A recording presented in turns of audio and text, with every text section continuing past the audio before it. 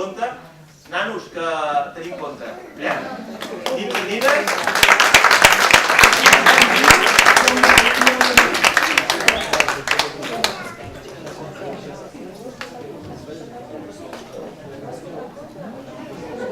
Fa una bona pila d'anys, els animals van reunir-se per decidir qui d'ells seria considerat el rei dels animals del bosc. El lloc escollit per la gran trobada seria la muntanya del Canigó, perquè és la muntanya més bonica de la gran serralada del Pirineu i des d'on es pot veure el mar. Hi van anar tots: l'ós bru, el llop, el linx, el gat fer, la guineu, la llúdriga, la mostela, el teixó, l'eriçó, l'isard, el cèrvol i el cabirol, el porc senglar, el conill, la llebre.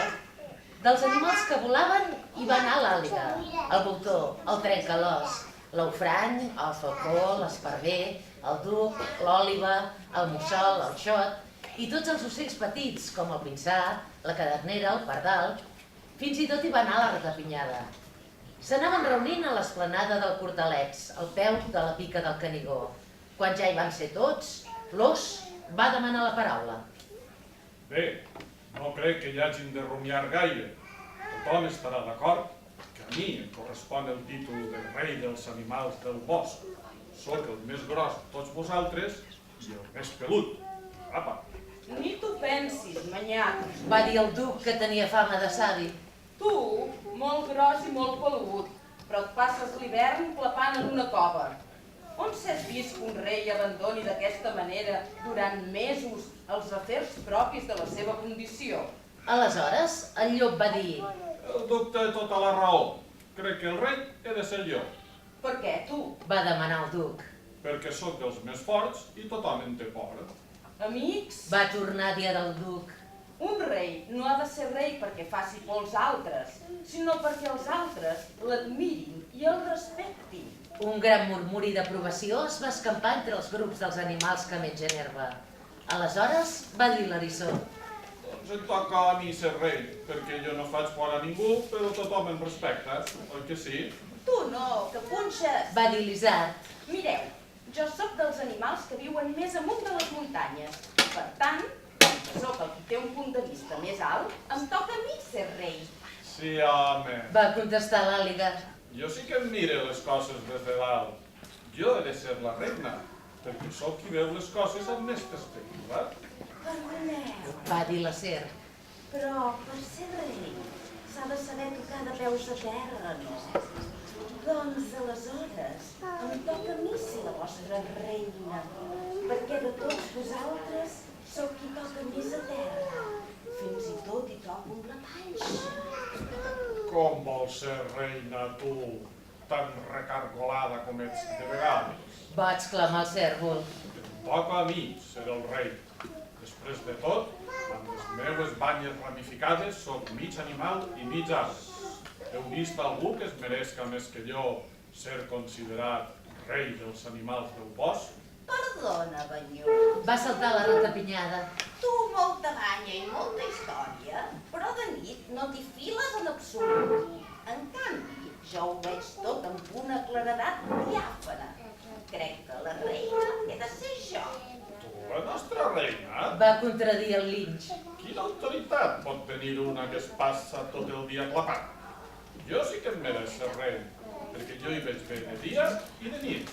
I ara un, ara l'altre, cadascun dels animals allí reunits defensava davant de tothom la seva candidatura de rei dels animals del bosc, fins que la reunió es va convertir en un guirigall, on tothom cridava, ningú no escoltava i no hi havia manera de posar-se d'acord.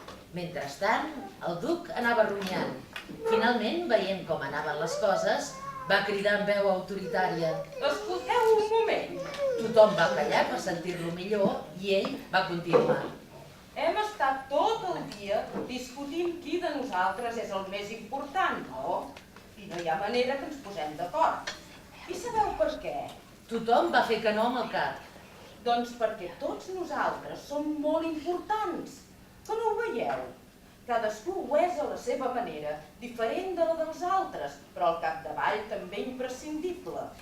Penseu que si la Terra s'aguanta tal com és perquè hi som tots. i cadascú de nosaltres fa la funció que té assignada a la vida. Penseu que només una de les nostres espècies desaparegués de la Terra, tot es desequilibraria i al final tots ens sortiríem perjudicats. Perquè s'aguanti aquest equilibri hi hem de ser tots, perquè tots som igual d'importants, des dels insectes fins a l'àliga, de les granotes a l'os bru, del voltor a la rata pinyada, de les papallones al gat fer. Tots som necessaris i imprescindibles.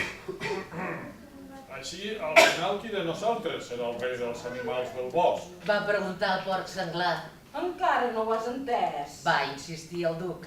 Cap de nosaltres no serà el rei dels altres animals, perquè tots nosaltres som igual d'importants.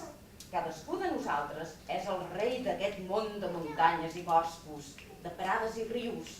Penseu-hi, quan d'aquí a molt de temps aquestes terres es poblin d'humans, tot això canviarà, perquè als humans els costarà molt d'entendre això tan senzill que ara i aquí nosaltres hem entès.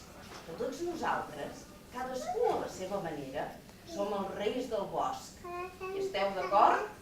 Sí! Van exclamar totes les bèsties alhora. I felices, perquè havien comprès la gran importància que cadascuna d'elles tenia, van abandonar la gran reunió dels animals del bosc que havia tingut lloc a la muntanya del Canigó. A partir d'aquell moment, corrent, saltant, volant o arrossegant-se, cadascuna va tornar al seu lloc habitual a fer la vida de sempre. La seva meravellosa vida de sempre. Que així sigui.